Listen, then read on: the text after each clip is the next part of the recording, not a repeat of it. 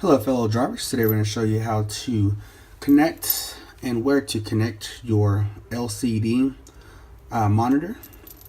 In this case, you are going to select the grooves. It is going into the AV port. Simply plug that in. You will then power it to your LCD.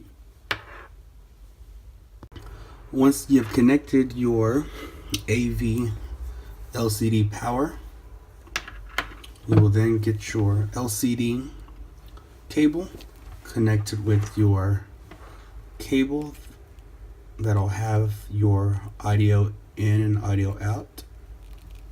Once you have connected those, the end of them will look like this, with your video 1, video 2, audio, power, ground, and then you also do have a blue rear view, which in this case you would not be using. Once you have connected your power, simply plug in your video in 1 or 2. You would then directly connect your power source, ground and hot. That will then power on your LCD unit. Thank you so much for watching.